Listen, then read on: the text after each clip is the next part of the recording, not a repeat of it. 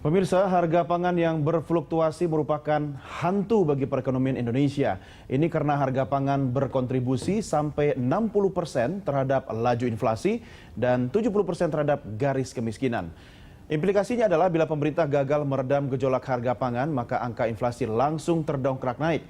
Daya beli masyarakat pun akan tergerus pada kondisi yang semakin parah. Apalagi penduduk Indonesia yang hampir miskin dan siap miskin atau menjadi miskin semakin bertambah. Lalu apa konsep partai politik untuk membuat stabilisasi harga pangan? Siapa yang bisa menstabilkan harga pangan? Pertanyaan besar ini akan kita bahas dalam segmen The Kandidat kali ini bersama politisi dari Partai Gerindra, Bondan Haryowinarno, dan juga Ketua DPP Partai Kebangkitan Bangsa, Marwan Jafar. Selamat malam Bapak-Bapak sekalian. Selamat malam. Pak Marwan, apa kabar? Baik, alhamdulillah. Sehat selalu ya? Sehat. Pak Bondan masih maknyus? Maknyus, saya kadang-kadang bingung, ditanya kampanye harus sehat, saya malah sakit tuh, batuk terus. Tapi di balik sakit pasti ada sebuah hikmah gitu kan, artinya Pasti. jangan sampai republik ini yang sakit. Ya, Dalam kondisi sekarang ini kita sudah sakit katanya, karena ketergantungan pada pangan kita, impor itu cukup tinggi. Betul. Tapi sebelum lebih dalam kita lihat grafik yang berikut ini pemirsa dan Oke. bapak-bapak sekalian, saya ajak Anda untuk melihat tayangan grafis berikut ini. Ini adalah kondisi impor bahan pangan tahun 2013. Beras yang merupakan konsumsi utama orang Indonesia itu mempunyai angka produksi 5 juta ton dan yang diimpor itu sebanyak 472 ribu ton dengan nilai impor sebesar 246 juta US dollar. Kemudian ada kedelai diproduksi sebanyak 780,16 ribu ton dengan nilai impor 1,2 juta ton sebesar 1,10 miliar US dollar. Kemudian gula itu ada di 2,54 juta ton dengan nilai impor 2,75 juta ton. Selanjutnya kita lihat ini adalah garam konsumsi dengan produksi 1,5 juta ton dan nilai impornya adalah 85,6 juta US dollar atau di 1,85 juta ton. Sementara daging itu adalah produksinya 430 ribu ton dengan impor 114 ribu ton. Ini yang sempat ramai kemarin bapak-bapak soal daging impor gitu kan. Pak Marwan, Republik Indonesia sebenarnya kapan bisa mandirinya nih? Saya sudah menyampaikan kritik ini dan hampir 5 tahun, terutama soal impor. Ini sangat meresahkan karena hampir semua bahan baku kita itu lewat impor, mulai beras, kedelai, bawang merah, ya kan, bawang putih, sampai urusan ketela itu Impor juga. kita impor. Ini justru sangat memprihatinkan karena Indonesia seharusnya sebagai negara agraris dan ternyata memang petani kita tidak terproteksi secara baik, termasuk juga modernisasi dari pasar untuk petani ini terproteksi dengan baik oleh pemerintah, ini juga tidak terwujud. Tapi alhamdulillah kemarin undang-undang tentang pemberdayaan petani sudah kita telurkan dan sudah diputuskan di rapat paripurna dan sudah menjadi undang-undang. Ini salah satu bentuk proteksi bagaimana petani kita ini terberdayakan dengan baik. Iya, itu proteksi ya. Tapi kemarin saya sempat ngobrol dengan pengamat ekonomi yaitu Prof. Didik Jerabini, Pak Bondan. Ini malah sebenarnya negara yang berperan dalam mengkriminalisasikan para petani kita misalnya, sehingga keran impor itu dibuka terlalu lebar. Anda melihatnya seperti apa sebenarnya? Sebetulnya begini Mas, ini ada semacam mafia impor yang luar biasa dan ini kong kali kong bermain berkolaborasi dengan para pejabat kita. Ini yang menjadi sulit bagaimana kita menggerus bahasanya tadi, menggerus para mafia impor ini. Ini mafia PR. berkong-kalingkong ya, Iya. mending mafia kolopaking ya Pak ya. Oh, itu mafia kolopaki. Pak Bondan. Ya, oke. Kita bicara soal ketahanan pangan kan ya. Kalau saya lihat ini kan kutubnya ada dua kan. Yang satu dari petani yang mewakili sisi produksinya dan rakyat yang mewakili sisi konsumennya. Nah, kita lihat bahwa di sini dua-duanya nggak happy. Konsumennya nggak happy karena harganya kacau, ya kan. Sedangkan petaninya juga nggak happy karena harganya juga nggak benar. Saya senang Bung Marwan sudah bilang sudah ada undang-undang perlindungan ya tadi ya, perlindungan atau pemberdayaan petani, dua-duanya. Oke, itu penting karena selama ini Anda mengatakan mafia tadi ya. Yang sebenarnya terjadi memang tarik-menarik dari begitu banyak kepentingan dan kepentingan itu sebetulnya hanya mau kepentingannya beberapa orang saja. Tidak segelintir orang, sekelompok mengambil untung untuk kepentingan sendiri. Tidak pernah ada korelasi positifnya untuk petani. Tapi rakyat jadi korban. Ya itulah justru. Nah, kalau kita bilang ketahanan pangan, sebetulnya ya, akibat kita banyak makan beras, makan nasi lah ya, kita akibatnya terus impor. Kenapa kita nggak selalu mempertimbangkan ini? Kalau statistik dari Kementerian Pertanian, kalau nggak salah, 139 kilo per kapita per tahun. Sekalipun kalau kita tanya ke pasar, katanya cuma sekitar 120 kilo per kapita per tahun. Itu sebetulnya kan tinggi sekali kalau dibandingkan Jepang yang cuma 50 kilo, Singapura yang cuma 60 kilo. Kenapa kita nggak mulai memasyarakatkan, mereduce beras, tapi menambah protein? Diversifikasi ya? Protein. Nah, diversifikasi pangan kadang-kadang disederhanakan sedemikian rupa sehingga malah menghina dalam tanda petik ya masyarakat. Mosok saya sudah bisa beli beras disuruh makan singkong gitu kan. Tapi yang lebih lucu lagi hanya memindahkan sumber rasa kenyang. Garam kita impornya dari Singapura. Dari Singapura. Padahal Singapura garamnya dari mana ya? Oke, kita akan lanjutkan di segmen berikutnya Bapak-bapak sekalian. Pemirsa, kami segera kembali sesaat lagi. Tetap bersama kami. Ya pemirsa, di sebelah saya sudah ada 2 calon wakil rakyat yang akan Anda pilih. Anda pilih yang mana, silakan, itu hak Anda. Tapi yang jelas siapapun yang Anda pilih, Anda harus tahu kualitas dari calon wakil rakyat yang akan Anda pilih. Termasuk Pak Marwan, kemudian Pak Bondan yang sudah bersama saya berdiskusi. Pertanyaan berikutnya adalah satu pertanyaan besar. Ketika mafia itu sudah menjadi bagian dari kong kaling kong dengan sistem yang ada di Republik Indonesia, siapa yang mampu menangani atau melawan para mafia itu? Pak Marwan. Saya kira adalah kebijakan policy pejabat kita yang menangani itu, termasuk Kementerian Pertanian, Kementerian Perdagangan, Kementerian Industri. Di situ semua harus melakukan kerja secara konkret. Bukannya udah banyak banget kebijakan? Kebijakannya tidak jelas. Jadi ini bagaimana kita, sekali lagi bagaimana kita memproteksi petani kita itu jauh dari harapan.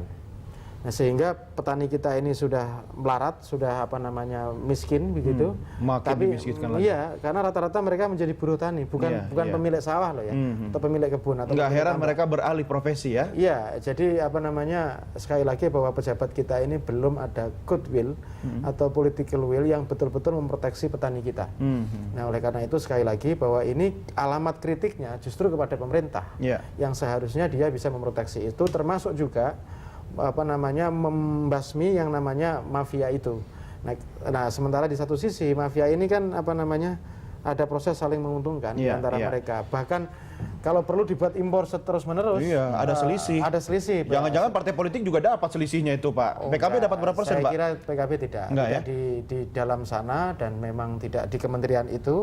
Meskipun kalau urus tenaga kerja beda ya, Pak ya? Iya, beda. Tetapi yang pasti bahwa saya sudah berbuat dalam hal ini untuk menyampaikan kritik dan dari sisi kebijakan, apalagi di fraksi kami juga sudah melakukan itu, termasuk bagaimana pemberdayaan irigasi di sektor pertanian. Oleh karena itu sekali lagi bahwa infrastruktur di bidang pertanian itu jauh lebih penting dan harus segera ditingkatkan. Lahan pertanian paling tidak minimal dari APBN kita, infrastruktur untuk dalam rangka ketahanan pangan itu paling tidak 25-35% APBN kita. Itu baru ideal.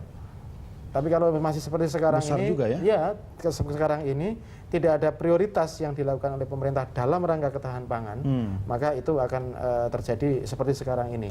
Ada di mana-mana kedelai langka, bawang di mana-mana langka. Pertanyaannya siapa yang membuat langka ini? Yang membuat langka sekali lagi adalah para mafia itu. Mafia. Mudah-mudahan nanti kalau Gerindra masuk dalam parlemen atau di kabinet ya kan nggak ikut-ikutan jadi mafia sama partai-partai lain ya, Pak Bondan.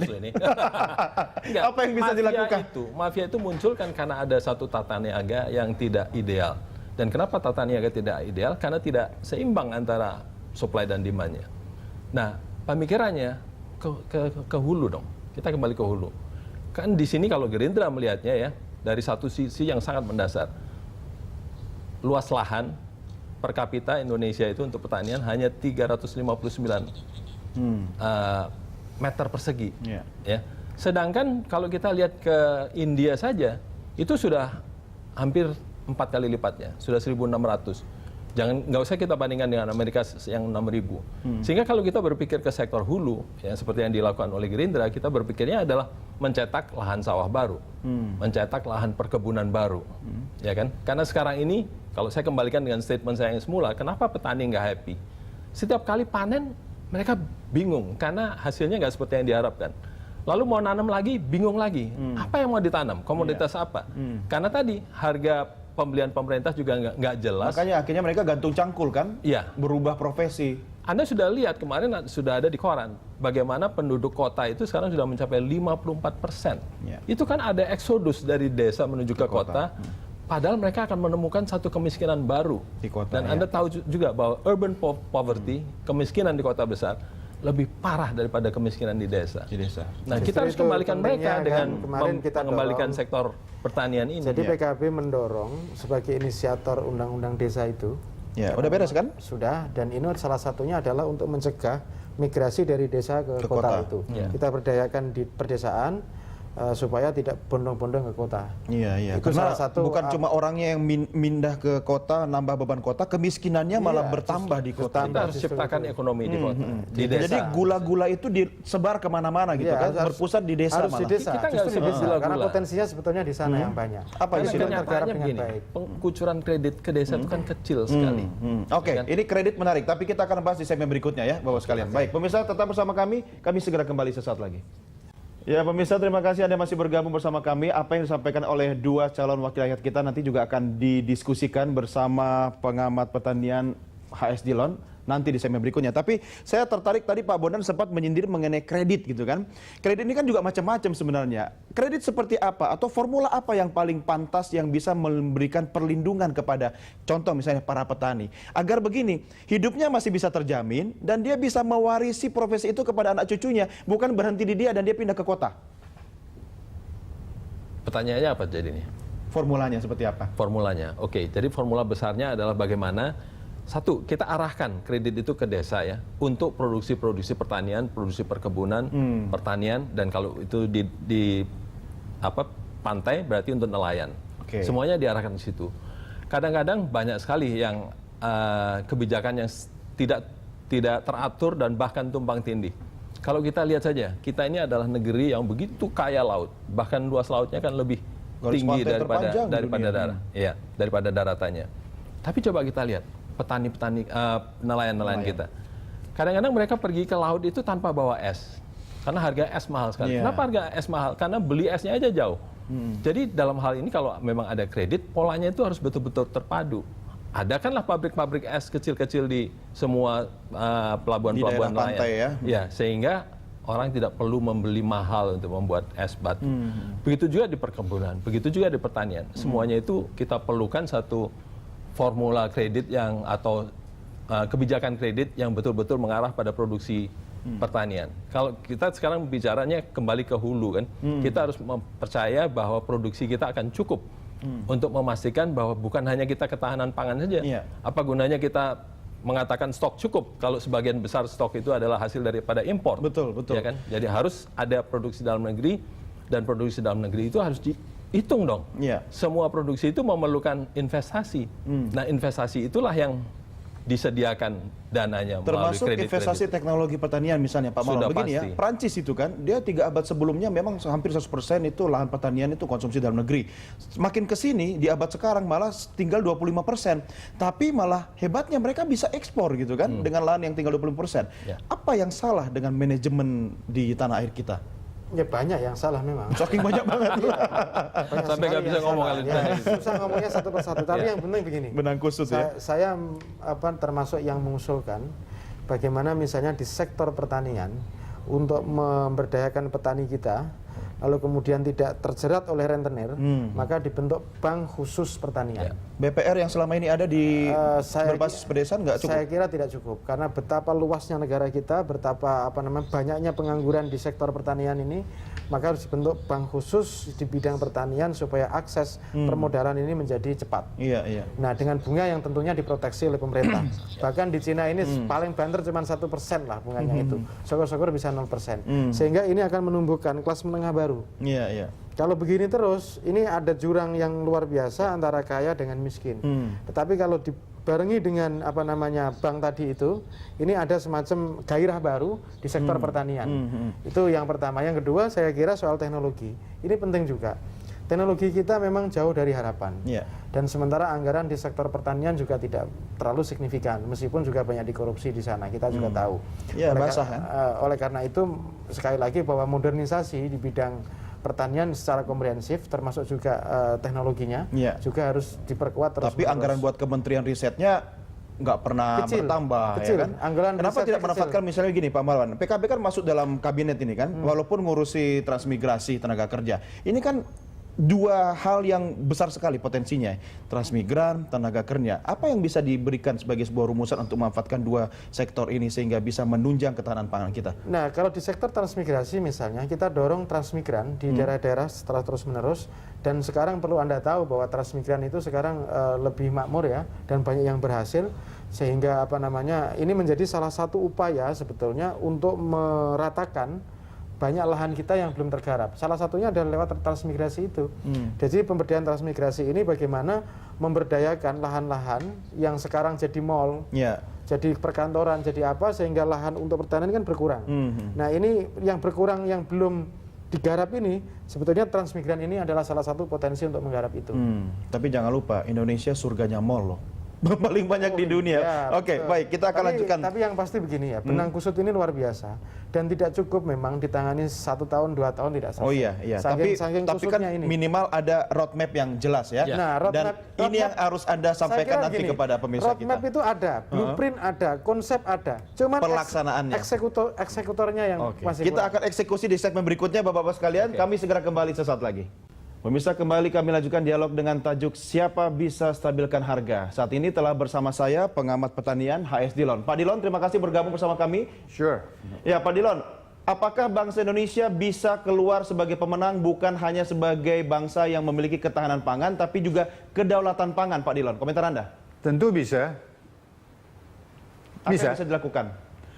Yang kurang itu sekarang ini kesadaran dan keberpihakan, Bu. Kesadaran bahwa bukan masalah prioritas, tapi masalah urut-urutan. Kesadaran bahwa kita harus membangun bangsa, bukan membangun kelompok, bukan membangun perusahaan. Ya. Dan keberpihakan ini itu sangat kurang, dan termasuk juga dari partai politik, walaupun apa yang dibilang. Kalau PKB, saya sudah pernah datang ke PKB mungkin 7 tahun yang lalu, waktu mereka undang saya, ada Faisal Basri. Akhirnya Faisal Basri bilang, waktu saya jelaskan pada mereka bagaimana cara kita membangun kedaulatan pangan, Faisal Basri bilang, udah ikuti aja apa yang dibilang Bang Lali. Nama saya kecil saya, nanti saya bantu deh. Jadi kalau perkara undang-undang, sudah ada undang-undang pokok. Undang pokok agraria ada, tapi nggak dilaksanakan oleh partai politik. Dan petani itu memang tidak punya kekuatan. Karena tahun 65, petani yang meminta tanah dituduh PKI semua dan dibunuh. Sehingga kelompok petani yang betul-betul seperti Serikat Petani Indonesia itu, yang menyuarakan itu, kalau asal dia tuntut keadilan, langsung tuduh PKI dia kan. Di PKI kan ya Pak ya? Itu dia masalahnya. Jadi kita bandingkan aja diri kita, Bung, dengan Malaysia. Tidak ada orang per orang Melayu lebih pintar dari kita ya. Kita sudah menghadapi mereka di Amerika, kita sudah menghadapi mereka di Eropa, di mana aja kita sekolah, kita nggak kalah dari mereka. Tapi kenapa mereka lebih berhasil dari kita meningkatkan kedaulatan pangannya? Kedaulatan bukan pangannya aja, kedaulatan bangsanya. Sehingga orang kita jadi kuli ke sana sekarang. Kenapa? Karena pemimpin mereka benar-benar berpihak. Nah, saya pernah katakan ini di istana, jadi para menteri bilang, wah kami juga berpihak Pak. Tidak benar. Kalaulah semua menteri selama ini berpihak, selama 68 tahun ini, tidak ada seorang pun orang miskin tersisa di Republik ini. Jadi sebenarnya pemerintah kita berpihak pada siapa Pak? Ya tanyalah semua mereka ini partai politik ini. Tadi ada yang bilang mafia, terus Excellency Bondan bilang yang lain-lain, kan mereka lebih pintar dari saya, lebih dekat mereka pada lapangan permainan. Tapi kan Pak Dilon, saya sering sekali mendengarkan komentar, suara, kritikan Anda kepada birokrat kita. Kok bertahun-tahun Anda bersuara, pemerintah ini apa, mohon maaf, nggak punya kuping. Nah sekarang nih kita berharap kepada calon wakil rakyat kita yang baru agar bisa mengamankan regulasi yang berpihak pada rakyat. Apakah Anda yakin dan percaya bahwa partai politik nanti setelah 2014 ini bisa mengikuti apa yang Anda sampaikan tadi, Pak? Jelas kurang, jelas kurang. Karena mereka ini selama ini dan Presiden Susilo Bambang Yudhoyono pada tahun 2005 sudah mencanangkan revitalisasi pertanian. Ya. Tapi Di bawah pimpinan beliau pun seakan beliau itu tersandera. Jadi nggak terlaksana. Jadi bukan masalah political will, adalah political capacity. Iya. Punya kemampuan nggak? Yang tidak ada di bangsa kita selama saya menjadi pejabat, ataupun jadi pakar, jadi pejabat, jadi pakar kembali karena dipecat lagi balik saya kan. Masalahnya adalah betul-betul tidak ada kebijakan utuh yang berpihak pada rakyat. Soalnya Pak Dilon bukan yang jadi Menteri Pertanian sih. Karena partai politik lebih utamakan kelompok dia daripada orang yang betul-betul mampu. Iya, iya. Oke, baik. Pak Dilon dan Pak Marwan, Pak Bondan, kita break dulu ya. Nanti Anda akan ulas di segmen berikutnya. Pemirsa tetap bersama kami segera kembali sesaat lagi. Terima kasih masih bergabung bersama kami. Saya sebelum meminta komentar Pak Bondan sama Pak Marwan, saya kembali ke Pak Dilon dulu. Pak Dilon, Ya, kalau misalnya Bapak tadi memperhatikan, menyimak dua kandidat wakil rakyat kita menyampaikan visi misinya, Anda lebih percaya yang mana, Pak Bondan atau Pak Marwan? kurang baik ya, karena saya sama Mas Bondan udah kenal lama sekali, sama Bung Mafar kan saya belum begitu kenal karena beliau masih muda kan. Iya. Tapi tentu semua Mohaimin saya kenal dulu. Iya, iya. Jadi masalahnya waktu Mohaimin jadi menteri, saya udah tanya sama dia, Excellency mau kerjakan apa? Dia agak bingung menjawabnya. Saya bilang, Kan sekarang masih menteri juga, Pak. ya, saya bilang pada waktu awal dulu, ciptakan kesempatan kerja dan berusaha di pedesaan. Di sanalah kelompok NU, karena saya kawan dengan Gus Dur dulu. Iya, toh. iya. Nah, jadi itu yang kita nggak tahu, itu sempat terlaksana apa nggak, sempat tercipta nggak kesempatan kerja dan berusaha yang memadai di pedesaan itu. Ya, artinya begini, kita bicara investasi masa depan, Pak Dilon. Kita masih bisakah menitipkan harapan itu kepada politisi kita sekarang ini yang akan bertarung? Kita nggak punya pilihan, inilah politisi yang kita miliki. Mau bawa dari Belanda? Jangan Pak, itu opa saya Pak. Baik, saya ke Pak Marwan dulu. Pak Marwan, silakan komentarnya Pak Dilon tadi. Iya, saya ini sudah 10 tahun jadi anggota DPR. Iya. Dan menurut pandangan subjektif saya, itu sudah melakukan sesuatu untuk itu. Dan apa namanya, termasuk bagaimana, karena di fraksi PKB sekarang saya sebagai komandannya, maka termasuk usulan bagaimana memperluas lapangan kerja, salah satunya kan tumbuh bagaimana infrastruktur ini ada untuk menyedot lapangan kerja. Itu yang pertama. Yang kedua, untuk menambah pertumbuhan di sektor ekonomi. Ada growth ekonomik di situ. Nah, otomatis memang bagaimana kita seluas-luasnya untuk memberi kesempatan kepada pedesaan dalam rangka untuk memperbanyak lapangan kerja. Dengan catatan bahwa di bidang infrastruktur ini betul-betul terpenuhi. Infrastruktur mendasar sekali ya, iya, harus beres mendasar. dulu gitu kan? Beres dulu.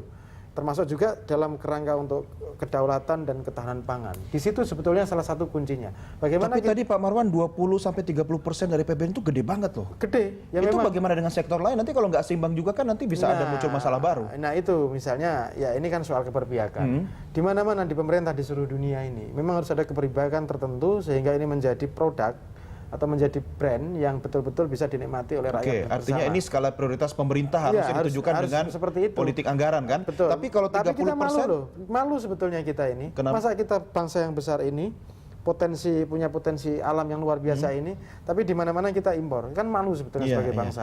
Nah inilah perlunya ada semacam kebijakan prioritas yang betul-betul supaya bangsa kita ini lebih punya wibawa lah, Iya, iya. lebih beradab dan seterusnya itu, sehingga tidak dikucilkan oleh bangsa lain. betul, kita jadi bangsa impor, lama-lama saya pensiun jadi presenter, jadi importir aja, Pak Bondan.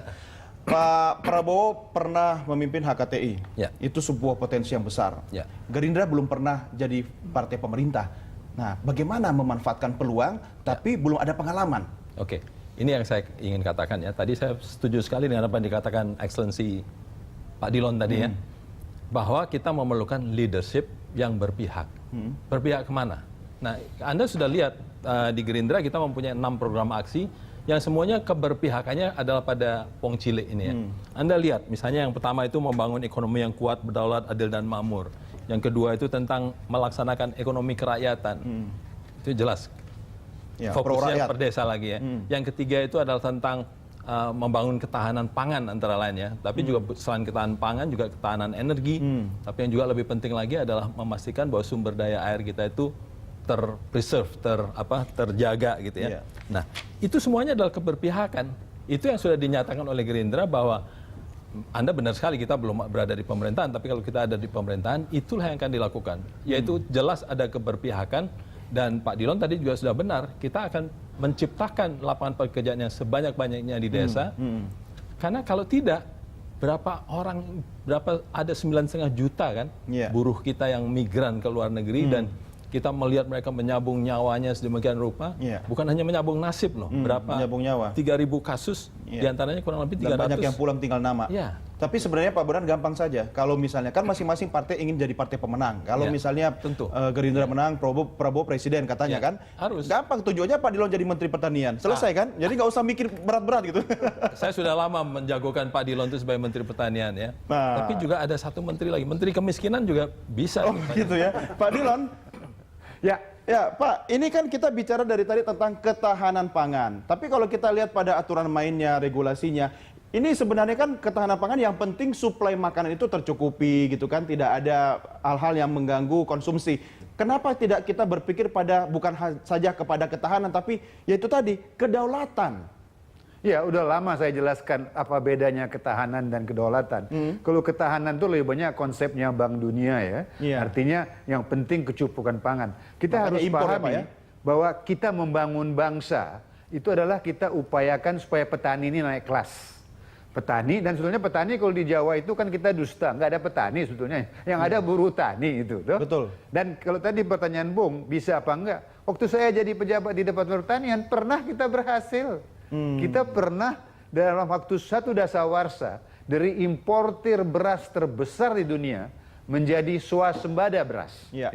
Dan bukan hanya itu, dalam kurun waktu 10 tahun itu dari 73 sampai 83, dunia belum pernah menyaksikan laju penurunan tingkat kemiskinan di pedesaan yang begitu cepat.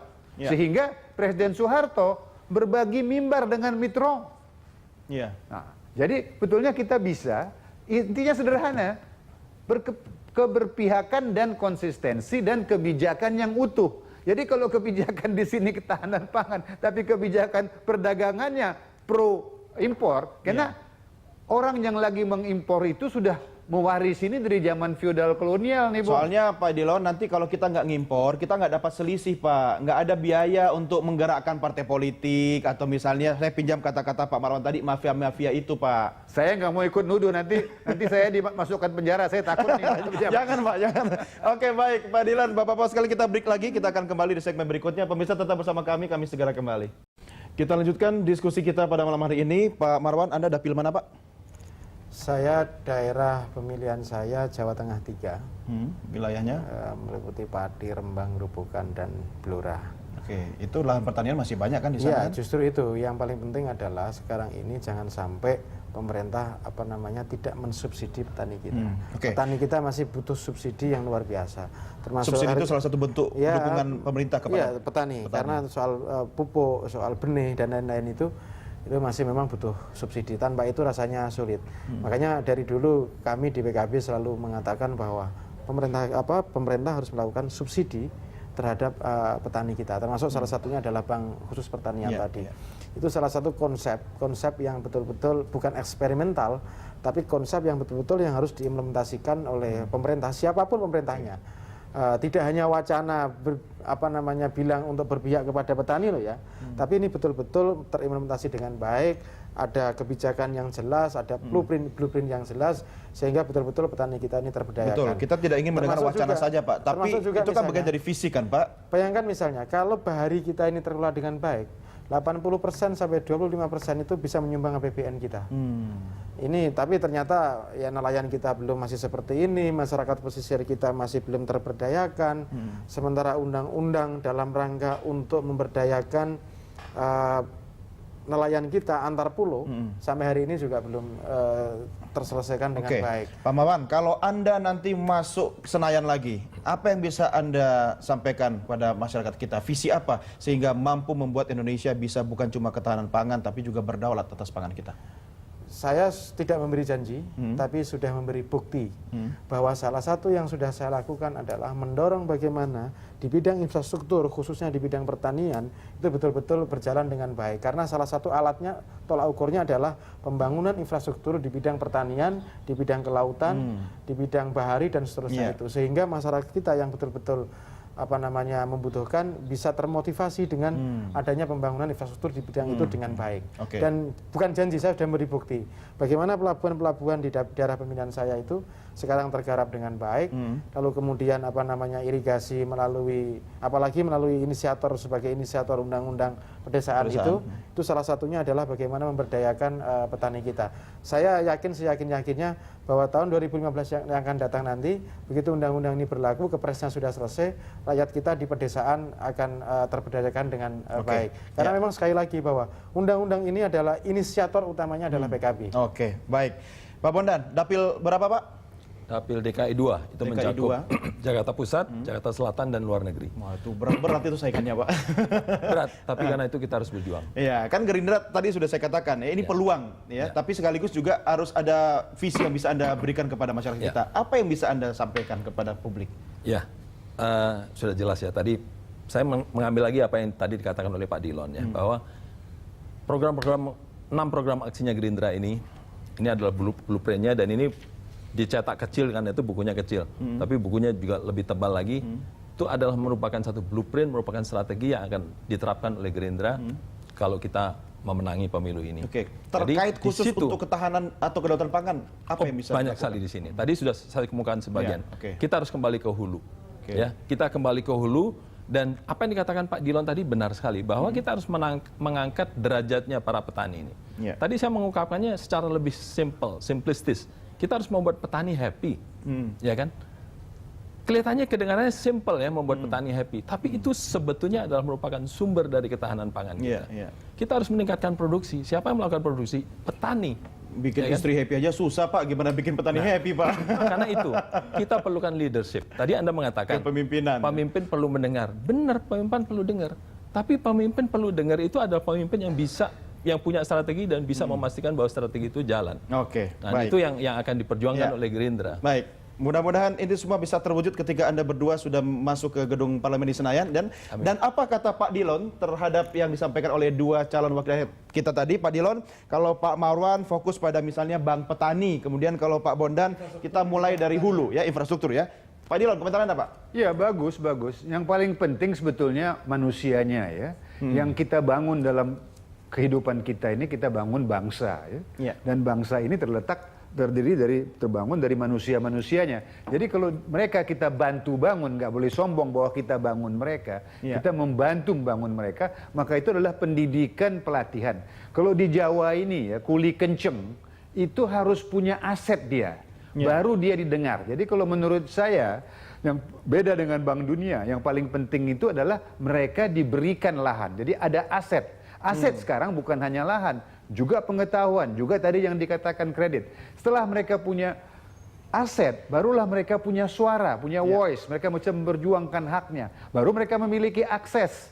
Dari akses itulah mereka jadikan pendapatan. Jadi kalau selama ini terus-menerus dipinggirkan, akan susah lah bagi petani untuk bangkit. Ya, baik. Pak Dilon, saya mau tanya terakhir, Bapak sudah punya calon presiden yang akan dicoblos? Tentu. Siapa Pak? Ya itu nggak boleh dong, itu kan rahasia. Oke, baik. Pak Dilon, terima kasih sudah bersama kami. Sukses buat Anda Pak. Ya. Dan juga Pak Marwan, terima kasih. Sampai ketemu lagi. Pak Bondan, Terima kasih. sampai ketemu. Salam Mak News ya Pak ya.